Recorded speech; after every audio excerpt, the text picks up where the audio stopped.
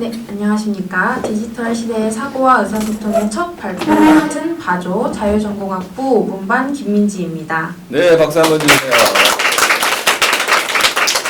네, 저희 조는 인간에 대한 AI의 판단을 신뢰할 수 있는가를 논제로 하여 진행한 토론을 오늘 이 발표에서 보여드릴 예정입니다.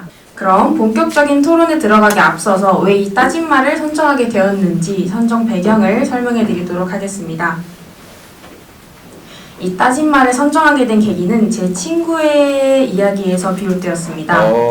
얼마 전 이별을 겪은 친구가 자신의 개인적인 이야기를, 고민을 챗GPT에게 털어놓는 모습을 보게 되었습니다. 처음에는 되게 단순한 호기심인 줄 알았는데 친구는 AI가 제안한 이별 극복 방법이나 전 남친을 붙잡는 방법, 이런 것을 실제로 따라하면서 진지하게 의지하고 있었습니다.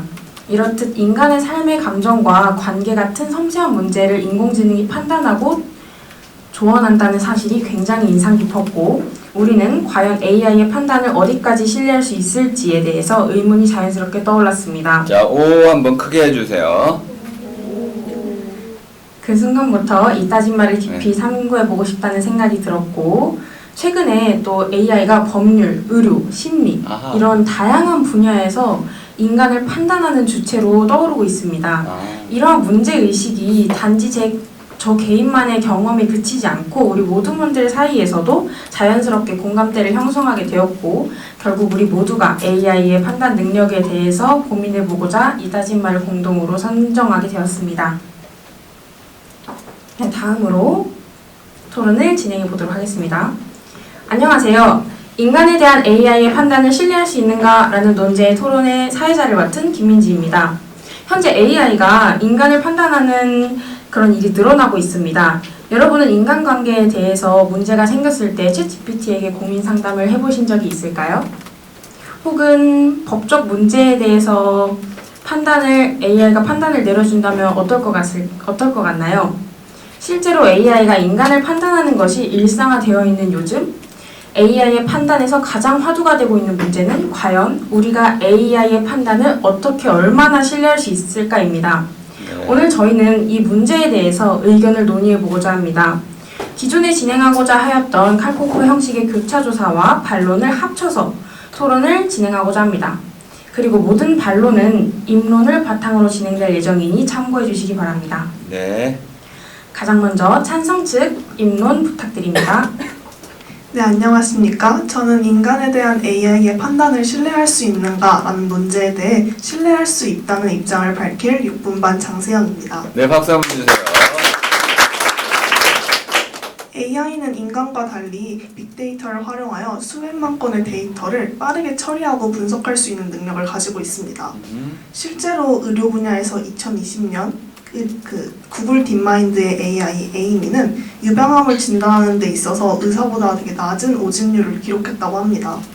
이처럼 AI는 환자의 진로 기록, 유전자 정보, 병리 이미지 등 방대한 양의 정보를 분석하여 가지고 사람이라면 쉽게 처리하기 힘든 많은 양의 데이터를 학습할 수 있습니다.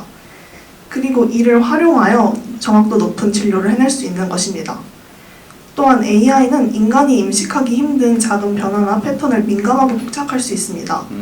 상담에서의 사용자의 언어 습관, 말투 변화, 단어 선택 같은 것을 분석해서 초기 우울증을 잡아내거나 아니면 스트레스 상태를 조기에 포착하는 등 주관적이고 미묘한 판단에도 되게 능숙한 것으로 나타났습니다. 마지막으로 인간과 달리 감정, 피로, 편견, 사회적 이런 이해관계에 휘둘리지 않는 AI의 객관성과 일관된 판단 능력도 AI의 판단의 신뢰성을 더 더할 수 있는 분야가 될 것입니다. 법률과 같은 분야에서 사람 판사는 피고인의 태도, 외모, 언행, 그리고 그 사람 판사가 오늘 있었던 일, 기분, 상태 같은 것들에 따라서 공정성이 좀 저해되는 판단을 내릴 수 있을 것이라고도 생각을 합니다. 하지만 AI는 객관성을 가지기 때문에 비슷한 사례에서 유사한 결과를 내면 더 공정한 결과를 낼 가능성이 높습니다. 자, 오 한번 해주세요. AI가 객관적일 수 있다. 공정할 수 있다. 네, 좋은 주장을 해주셨습니다. 네, 이것으로 인간에 대한 AI의 판단을 신뢰할 수 있는가에 대한 찬성 측 입론을 마치도록 하겠습니다. 감사합니다. 와, 박수 한번 주세요. 네, 이에 대해서 이제 반대 측 반론 부탁드립니다. 네, 안녕하세요. 저는 찬성 측에 대한 반론을 맡은 10분반 전예림입니다. 네. 네, 찬성 측 토론자분께서는 AI가 많은 양의 데이터를 학습하여서 정확한 진단을 내릴 수 있다고 하셨는데요. 하지만 제가 조사한 바에 따르면 한 의료기업이 100만 장의 엑스레이 사진을 성인의 대상으로만 학습하여서 초등학생에게 실제 적용했을 때 오진을 내린 경우가 있습니다. 이는 데이터가 아무리 방대하더라도 데이터 편향으로 인해 진단 오류가 발생할 수 있다는 것을 보여주는 사례입니다. 이에 대해서는 어떻게 생각하시나요? 방금 알려주신 사례는 성인에 대해서 AI가 학습을 하여서 소아에게 적용을 하니 오진이 났다는 것을 근거로 데이터 편향으로 인한 오진의 위험성을 설명하는 자료라고 하셨는데 전 애초에 이것의 전제 자체가 잘못됐다고 생각합니다. 왜냐하면 애초에 어린아이와 어른의 몸의 구조는 굉장히 다르고 어린아이와 어른을 각각을 진료를 하려면은 이것에 각각에 맞는 학습 데이터를 입력시켜주는 게 당연한 결과인데 이걸 하지 않아서 편향이 돼서 문제가 됐다기보다는 다양한 학습 데이터를 학습시키지 않은 필연적 결과라고 생각을 합니다. 자, O 한번 해주세요. 공감이 확 되지 않나요? 네, 좋습니다. 네.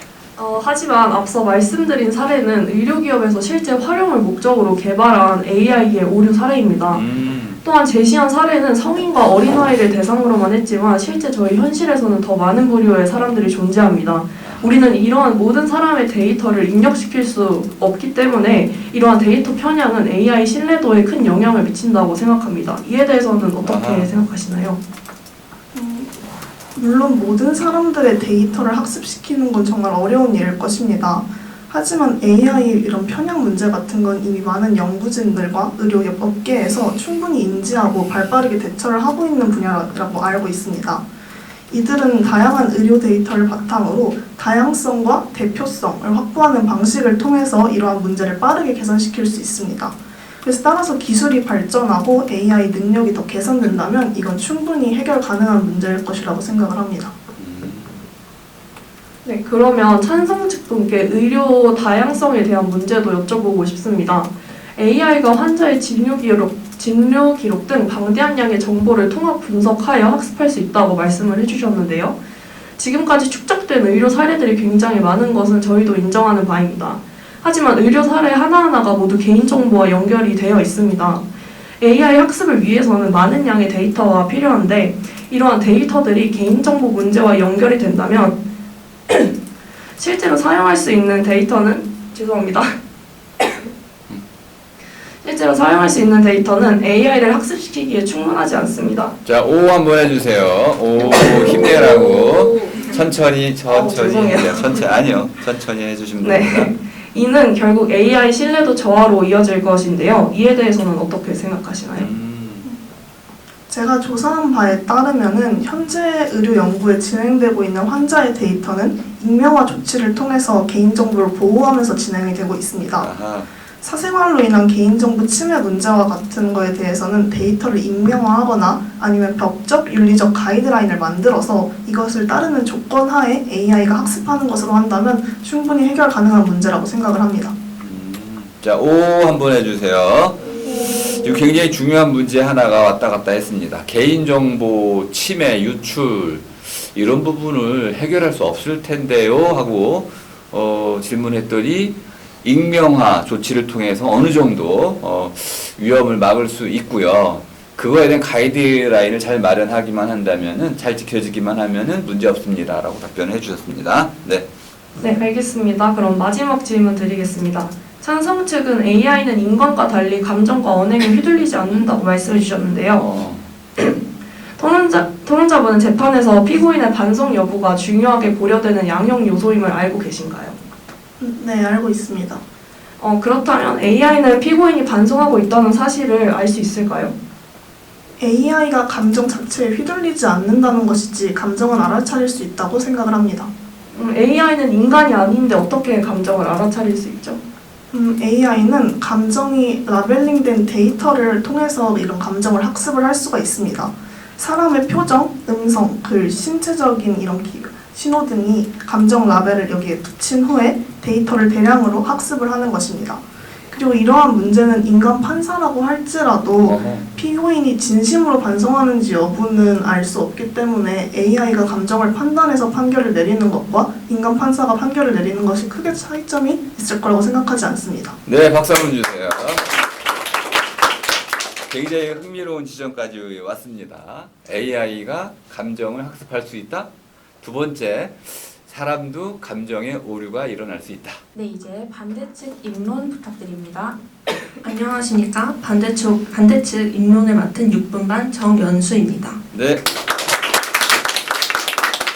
저는 인간에 대한 AI의 판단을 신뢰할 수 있는가에 대한 논제에서 신뢰할 수 없다는 입장을 밝히고자 합니다. AI는 급속하게 발전하고 있지만 여전히 다양한 한계가 존재합니다. 따라서 인간의 삶에 중대한 영향을 미치는 판단을 AI에게 맡기는 것은 신중해야 하고 이는 신뢰할 수 없다고 주장을 밝히고 싶습니다. 우선 AI는 데이터 오류의 가능성이 큽니다. 편향된 학습 데이터, 명확하지 않은 프롬프트 등 여러 원인으로 인해 AI에게 현재 할루시네이션 현상이 일어나고 있습니다. 실제로 존 로버츠 미국 대법원장은 허위 정보를 생성하는 문제 때문에 변호사들이 존재하지 않는 판례를 반론하는 데 이용한다고도 말했고 이는 판단에 대한 신뢰성을 낮출 것이라고 생각합니다. 자, O 한번 해주세요. O. 또한 AI의 책임 소재는 불분명합니다. 자율주행 기술이 상당한 수준에 도달했음에도 불구하고 윤리적 문제와 법적 규제로 인해서 실제 도로에서의 활용은 지연되고 있습니다. AI의 활용 역시도 이와 유사한 문제를 직면할 것이라고 생각합니다. 마지막으로 인간은 AI의 판단에 대해 심리적 저항감을 지닙니다. 미국 성인을 대상으로 한 시카고 대학교의 연구에 따르면 응답자의 상당수가 AI가 자신의 인터뷰를 평가하는 행위를 한다면 불쾌감을 느낄 것이다 라고 대답을 했습니다. 네. 이는 AI의 정확성과는 상관없이 AI 판단에 대한 사람들의 심리적 거부감이 존재한다는 것을 보여줍니다. 네. 따라서 저희는 인간에 대한 AI의 판단을 신뢰할 수 없다는 입장을 밝히며 이상으로 반대측 입론을 마치도록 하겠습니다. 감사합니다. 네, 박수 한번 주세요. 네, 이제 이에 대해서 찬성 측은 반론을 자유롭게 해주시기 바랍니다.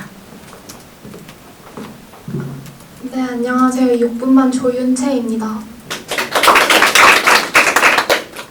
저는 앞서 입론에서 언급하셨던 충분하지 않은 데이터 때문에 발생하는 데이터 오류에 대해 질문하고자 합니다.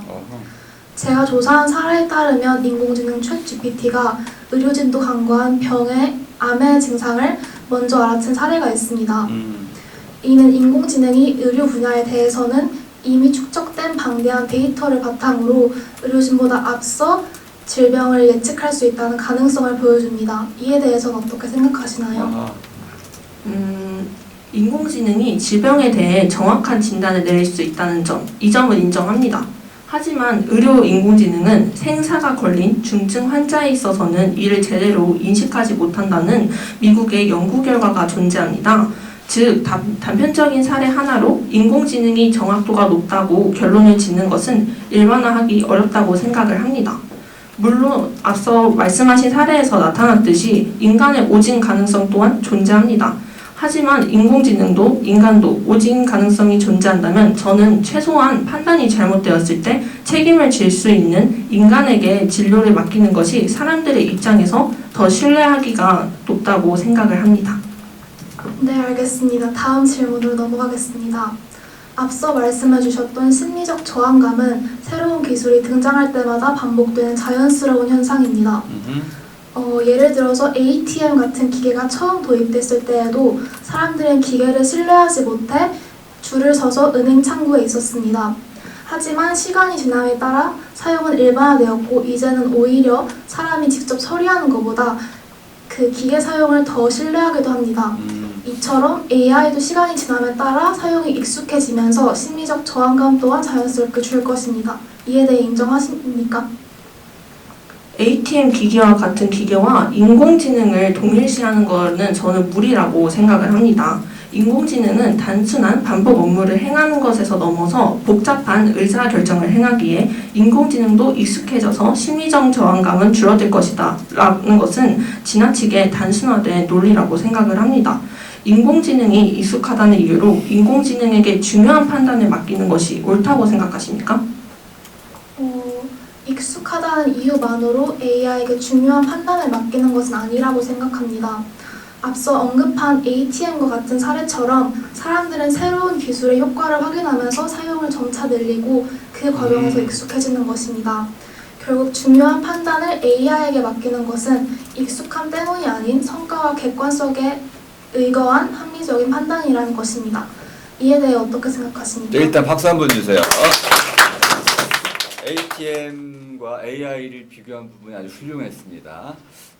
ATM도 우리가 이제 익숙해지면서 활용을 하게 됐는데 AI가 과연 익숙해질까요? 라는 질문이 하나 있지만은 중요한 거는 ATM도 손에 익숙해진 게 중요한 게 아니고 효과 때문에 익숙해졌습니다. AI도 그럴 겁니다. 라고 지금 논점을 약간 키웠습니다. 아주 중요한 토론입니다. 네, 어떻게 답변을 해 주실까요? 성과와 객관성이 방금 기반하다고 하셨는데요.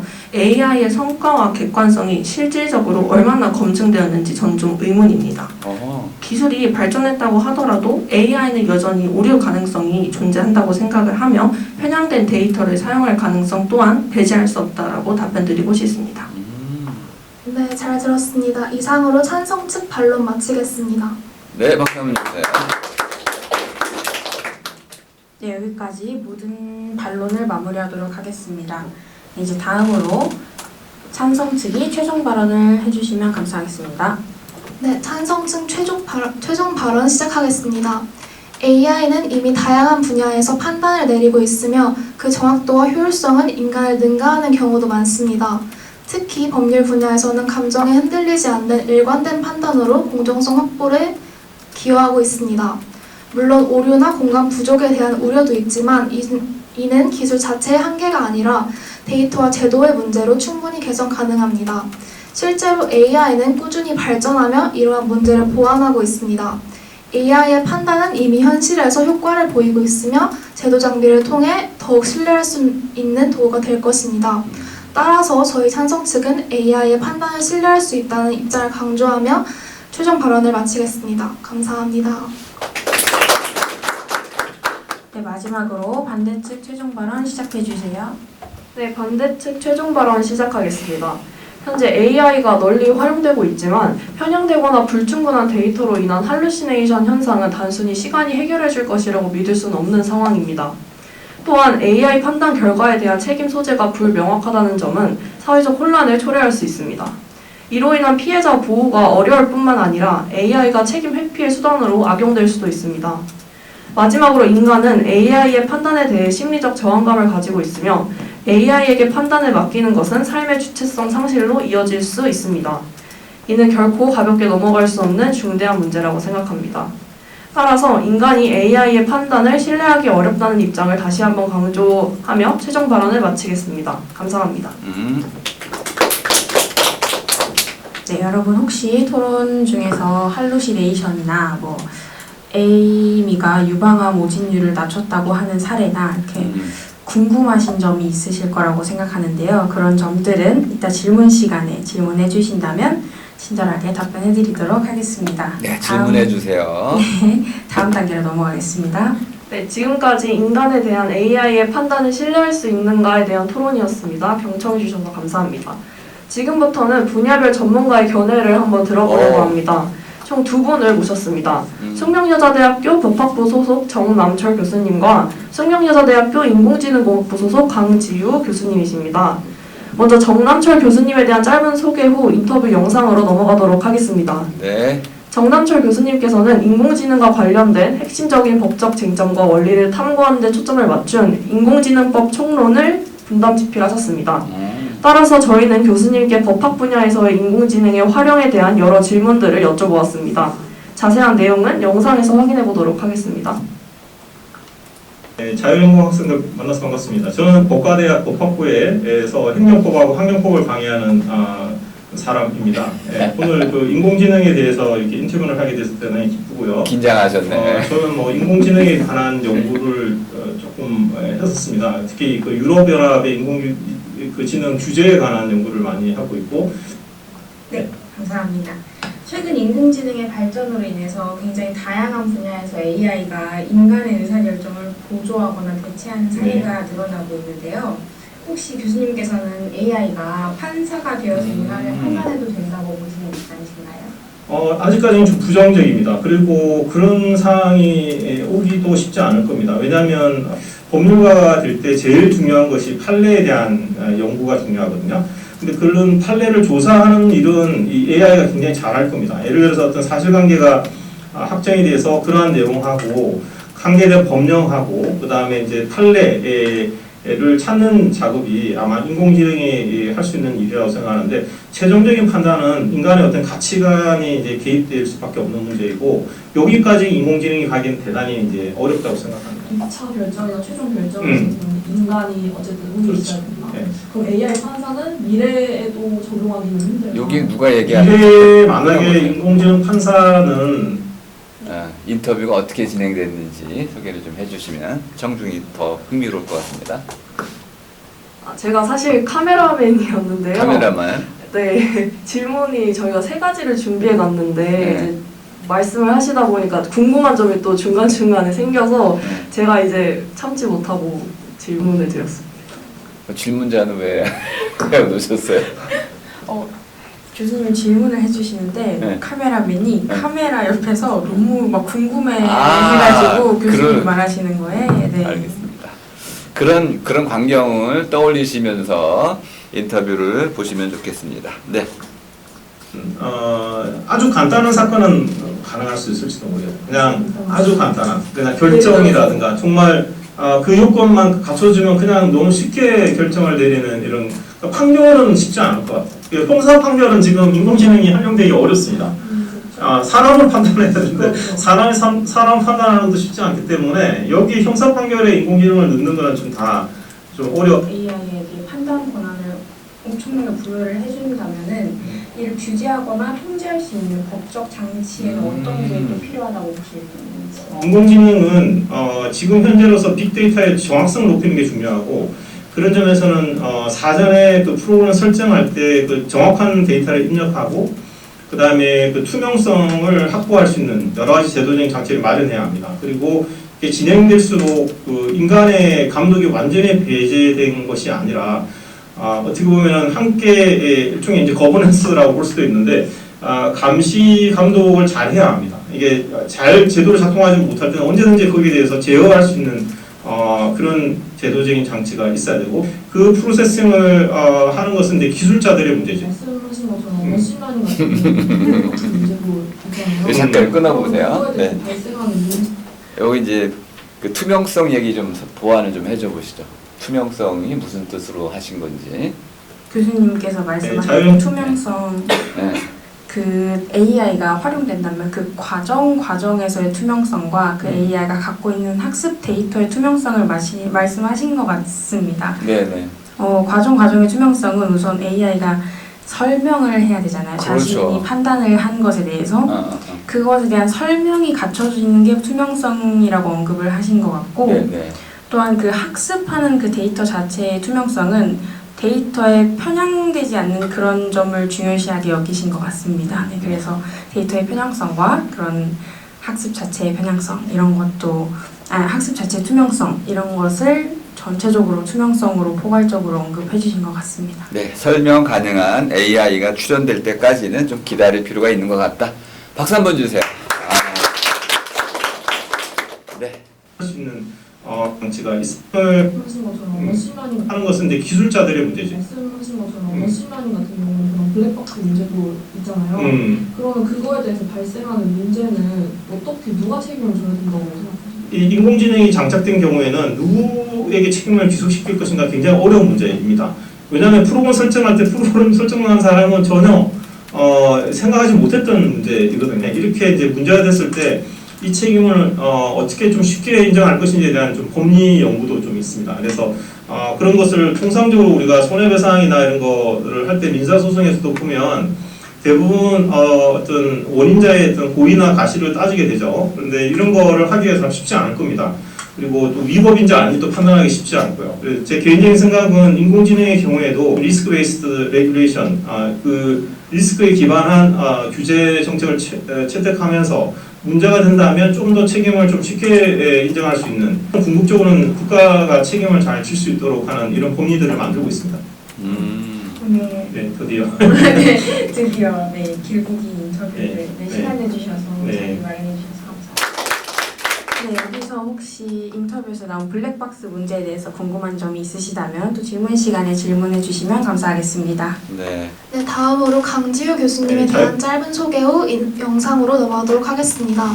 강지우 교수님께서는 인공지능과 관련하여 가상현실과 AI 기술을 접목한 입체화된 시스템을 적용하여 3D 영상 통합 분석과 치료가 가능한 재활 로봇을 고도화하고 계십니다. 이에 따라 인공지능이 의료 분야에서 활용될 수 있는지에 대한 문제에 대해 여러 질문들을 여쭤보았습니다. 자세한 내용은 영상에서 확인해 보도록 하겠습니다. 네, 안녕하세요. 인공지능학부의 강준 교수입니다. 안녕하세요, 교수님. 저는 자율전공학부에 재학 중인 정은수라고 합니다. 교수님께서는 피지오로보틱스의 AI 기술을 접목하셔서 3차원의 척추 재활 로봇을 고도화시키실 예정이라는 기사를 저희가 접하게 되었습니다. 네. 그래서 저희가 저희 주제와 관련해서 인터뷰를 교수님께 요청을 드렸는데 네. 흔쾌히 응해주셔서 너무나도 감사드린다는 말씀드리겠습니다. 감사합니다. 박수. 인공지능이 판단이 가능한지, 인공지능이 판단을 한다면 그에 대해서 신뢰할 수 있는지에 네. 야. 대해서 여쭙고 싶습니다. 어렵다. 일단 그 분야에 따라 조금씩 다를 것 같아요. 일부 이제 헷갈릴 수 있는 분야에 대해서는 사실 신뢰성이 많이 떨어지긴 하지만 일반적으로 저희가 판독 이런 쪽 분야는 상당히 높습니다. 왜냐하면은 판단이라는 것도 이제 되게 애매한 경우도 있잖아요. 이게 예를 들어서 초기일 수도 있고 말기일 수도 있고 이런 거에 따라서 의사의 주관이 들어가게 되거든요. 근데 이러한 주관이 들어갈 수 있는 영역에서 전문가 10명을 모셨을 때 그분들이 약 5할 정도의 그 일치도만 보인다. 이러면 사실 이건 인공지능이 판단을 못해요. 그러니까 완전 거짓말을 할 수밖에 없는 거죠. 근데 예를 들어서 의사들이 10명 중에 9명이 일관되게 항상 같은 결과를 도출한다. AI도 똑같이 오히려 더 잘할 수도 있고 이렇게 되게 일관성이 높은 거는 오히려 인간 이상으로 잘합니다. 그래서 그냥 일반적으로 요약을 해서 말씀을 드리면은 정확도는 매우 높다 정도로 말씀을 드릴 수가 있고요. 그러면은 교수님께서 생각하셨을 때는 인공지능이 의료 분야에 활용되었을 때 가장 부각될 수 있는 장점은 무엇이라고 생각하시는지 의견을 여쭈고 싶습니다. 조금 더 퀄리티가 올라가겠죠. 예를 들어서 아까처럼 약간 애매한 부분, 한 70%, 60%의 정확도를 보이는 것 같은 경우는 아무리 이제 훈련받은 전문이라고 하더라도 처음에 많은 경험이 없으면은 그거에 대한 판단력이 좀 떨어질 수도 있어요. 경험이 많은 사람들한테는 사실 이게 그렇게 도움이 되진 않을 수도 있지만 그래도 이제 잘못된 판단을 막을 수도 있고 아직 트레이닝 되지 않은 의사들한테는 더더욱 더 그 판독에 대한 확률이 올라간단 말이에요. 내가 볼 땐 아닌 것 같은데 AI는 계속 맞다 그래요. 그러면 이제 자기가 결정하는 게 아니라 또 다른 의사, 관련 의사한테 물어볼 거 아니에요. 그래서 조언을 구하고 최종 결론을 낼 거기 때문에 이런 기본적인 품질이 올라가는 게 첫 번째일 것 같고 이제 말씀해 주신 대로 접근성이 올라가겠죠. 그러면 인공지능이 의료 분야에 활용되었을 때 정확도가 높아질 수 있고 또 접근성 확대도 우리가 유용하게 쓸 수 있게 와. 되는 것 같아요. 네, 맞습니다. 그러면은 인공지능이 의료 분야에서 활용되었을 때 인공지능의 데이터 편향성 문제라든지 윤리적 책임 문제가 예. 문제가 되지 않겠냐는 연료의 목소리가 나왔는데 네. 교수님께서는 이러한 점들에 대해서 어떤 의견을 갖고 계시는지. 윤리적 책임에서 말씀을 드리면은 이게 이제 어쨌든 도움 에이드 툴로 쓰여가지고 의사가 바로 이 1차 판독을 듣고 그걸 판단하는 방식 그거 자체로도 시간을 매우 줄여줄 수가 있거든요. 근데 그 윤리적 책임은 책임지는 주체가 있을 것이다 라는 걸 분명히 말씀드릴 수가 있고요. 이제 데이터 편향성이라는 것은 참 어려운 부분이기도 해요. 편향이 되면 어떤 결과를 가져올까요? 약간 오진이 늘거나 아니면 과진을 한다거나 이런 거잖아요. 근데 실제로 어차피 툴로 사용된다면은 그 과진과 오진의 어떤 위험성보다 실제로 그를 통해서 얻는 어떤 결과, 품질 향상이 더 클 거라는 거죠. 그래서 사실 이 말씀을 해주신 게 위험성이 없는 게 아니라 이게 완전 자동화만 되지 않는다면은 그래서 위험성은 없을 것이다. 결론적으로 어쨌든 갈 길은 많지만 이게 어쨌든 AI가 접목되면은 전반적으로 품질이 향상될 것은 자명하다라고 말씀드릴 수 있겠네요. 오늘 이렇게 인터뷰에 응해주셔서 다시 한번 진심으로 감사합니다. 아닙니다. 감사합니다. 박수 주세요. 입장 차이가 분명히 갈렸죠. 두 교수님의 입장이 다릅니다. 네. 네, 그러면 저희가 앞선 내용을 바탕으로 최종적으로 도출한 개선 방안에 대해서 소개해드리고자 합니다. 네. 저희가 인공지능의 판단 신뢰도 문제를 개선하기 위한 방안으로 전문평가 AI 시스템의 도입을 소개해드리고자 하는데요.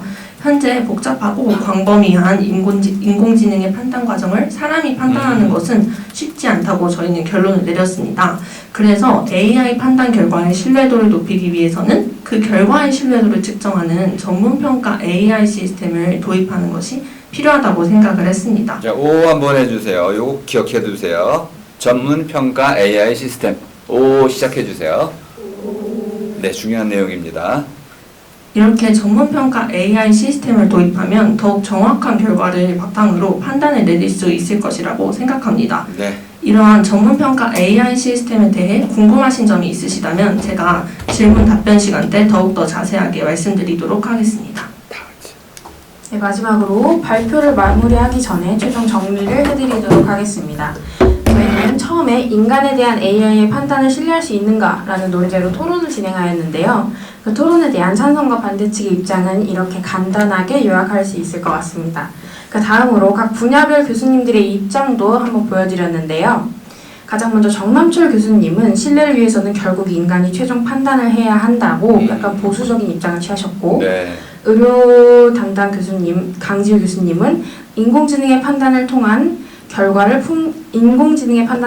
그런 결과는 품질이 결국 향상될 것이라는 긍정적인 입장을 보여주셨습니다. 네. 네, 마지막으로 개선 방안으로는 전문 평가 AI라고 해서 AI가 AI를 평가하는 방식, 이거를 소개해드렸습니다. 네. 인간에 대한 AI의 판단을 신뢰할 수 있는지, 더 나아가서 AI는 인간을 정말로 판단할 수 있는지, 이것은 앞으로도 계속 논의되고 연구되어야 하는 따진말이라고 생각합니다. 네. 저희 발표를 들어주셔서 감사합니다. 네. 자, 먼저 총평을 듣겠습니다. 안녕하세요. 자유전공학부 이다은이라고 합니다. 네, 박수 한번 주세요. 먼저 저번 연습 때보다 발표가 너무 매끄러워진 것 같아서 네. 그 부분은 정말 좋다고 생각합니다. 그리고 발표하시는 중간중간 여기 예림님께서도 계속 누가 말하는지를 계속 시선을 따라가주면서 응시를 해주셔서 뭔가 전체적으로 봤을 때도 내가 어떤 사람을 봐야 되는구나 이런 게 좀 잘 보여서 조금 더 매끄럽지 않았나 생각이 들었습니다. 그 다음에 발표 내용에 대해서 이야기를 해보자면 제가 처음에 따진 말을 듣고 이제 입론을 들으면서 생겼던 의문들이 있었는데 반론을 할 때 대부분 다 답변을 준비를 하셔가지고 뭔가 내가 생각했던 게 뒤에 내용이 나오는구나 이런 점에서 발표가 좋았다고 생각이 듭니다. 네. 그리고 제가 질문 드리고 싶은 거는 팀워크도 한번 좀.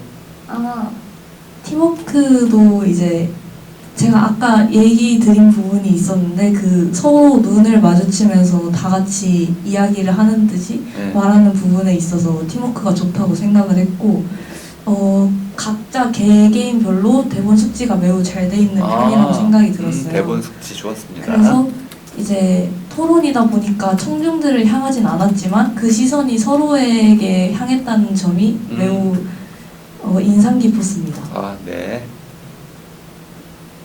그다음에 제가 궁금한 점은 마지막에 총 정리해 주실 때 법 분야랑 의료 분야에 대해서 교수님이 한 말씀을 한 줄씩 정리를 했는데 저는 이 차이가 이제 인공지능이 데이터를 판단하냐 아니면 가치를 판단하냐에서 나뉜다고 생각을 했거든요. 그래서 데이터를 판단하는 부분에 있어서는 제가 느끼기에는 각 분야 교수님들은 두 분 다 데이터까지는 판단을 할 수 있다. 그렇지만 가치 판단은 인간이 해야 된다 이렇게 얘기를 하셨던 걸로 저는 이해를 했는데 혹시 발표를 준비하신 분들은 인공지능이 그러면 어느 정도까지 판단을 할 수 있는지 약간 심리학 분야나 이런 식으로 사례를 들어가지고 한 가지 말씀해 주실 수 있을지 궁금합니다. 네, 하고 싶습니다. 박수 한번 주세요. 첫 번째 발표 심사는 모두 긴장이 되게 마련이죠.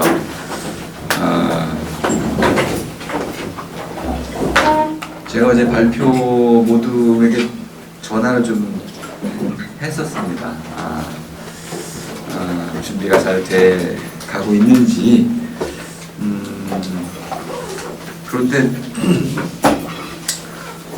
제가 전화하기 바로 전에 뭐 1시간 이상 줌으로 뭐 회의를 했다, 준비를 했는데 만족스럽지 않아가지고 밤 11시에 또 하기로 했다 그러길래 내가 무슨 죄를 진 것 같더니 아니 뭐 주말에 무슨 11시, 밤 11시에 학생들 모아가지고 공부를 시킨다고? 이게 싫어하는 건데. 근데 아마 오늘 이 토론식 이 발표에 대해서 굉장히 부담이 좀 됐던 것 같습니다. 아까 이제 칼 포퍼식에 대한 질문을 저한테 여러 차례 해주셨었는데 칼 포퍼식 토론은 원래 60분짜리 토론이기 때문에 한 15분 정도로 압축하기가 좀 어려워요. 근데 중요한 건 뭐냐면 주장에 대해서 확인 질문, 반론을 좀 하고 싶다는 거였어요. 긴박감이 넘치게 그냥 단순히 주장만 듣는 게 아니고 그 주장의 문제점 하나하나를 짚어내가지고 문제인지 아닌지를 좀 논증하는 방식으로 발표를 해보고 싶다는 이런 의지가 강했어요. 그래서 제가 이제 드렸던 충고는 욕심을 좀 버려라 였습니다. 욕심을 버리는 건 여러분도 다 하셔야 되는데 이제 막판에 가면 준비한 게 많이 늘어나요. 이걸 많이 전달해주고 싶죠. 아는 게 늘어났기 때문에. 근데 청중에게는 이게 의미가 없는 것들이 많습니다. 가능하시면은 덜어내고 또 심사위원들을 좀 신뢰하시고 심사위원들이 궁금한 거 물어볼 거거든요. 그럼 궁금한 거에 대한 답을 하는 게 좋습니다. 궁금하다는 것이 가장 중요한 거예요.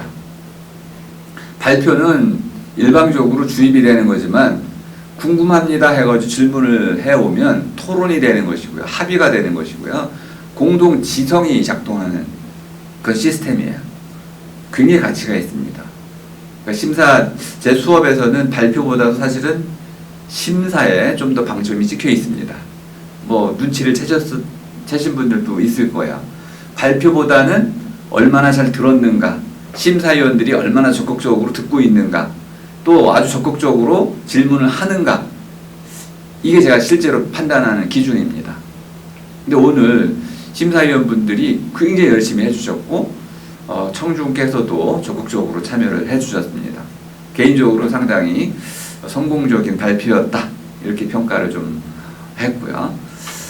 오늘 이제 중요한 내용이 하나 있었죠. 형식을 좀 설명할 때 이거 설명을 많이 하면 실패하는 겁니다. 그냥 보여줘야 돼요. 처음에는 우리 모듬장이 이거 설명을 다 해주려고 했었어요. 근데 제가 그거 조금